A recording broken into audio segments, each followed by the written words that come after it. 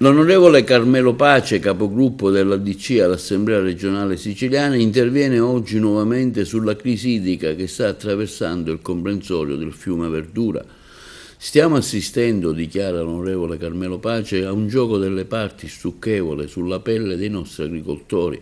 Da un lato il Consorzio di Bonifica, che esprime pubblicamente la sua soddisfazione per un incontro assolutamente inconcludente e inefficace che si è svolto nei giorni scorsi a Ribera, dall'altro il Comune di Ribera, che in piena emergenza idrica non solo non si assume le sue responsabilità, ma, cosa ancora più grave, si permette il lusso di dare rassicurazioni vuote a cui non fanno seguito né iniziative concrete né provvedimenti.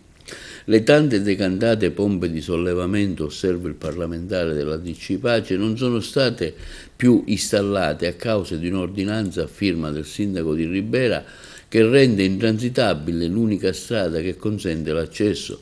Di fronte alla richiesta di autorizzazione al transito del personale incaricato, chiesta ufficialmente dal commissario della crisi idrica Dario Cartabellotta, cosa fa il Comune di Ribera?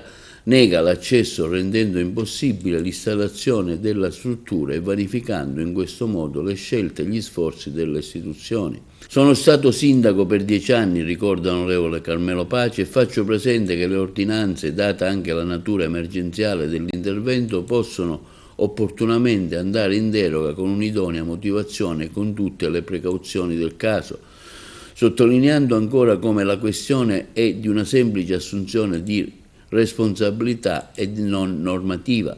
Manca la capacità, la volontà di risolvere la questione. In seconda battuta, ma non meno importante, il ruolo del Consorzio di Bonifica, che ha il compito di trovare una soluzione alternativa immediata, nonostante le dichiarazioni di soddisfazione espresse dal commissario, smentite però dai fatti. L'inerzia dimostrata durante questi mesi sta paralizzando e penalizzando un territorio che chiede risposte.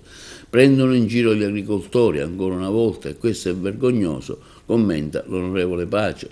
Intanto sulla vicenda del fiume Verdura interviene oggi il presidente della regione siciliana Schifani, che apprende dalla stampa della mancata attivazione delle pompe di sollevamento nel fiume Verdura e ha dato mandato all'assessore regionale all'agricoltura Salvatore Barbagallo e al dirigente generale della protezione civile Salvatore Cocina, che coordina la cabina di regia per l'emergenza idrica in Sicilia, di avviare immediatamente le iniziative necessarie per rimuovere questa situazione che ha definito scandalosa.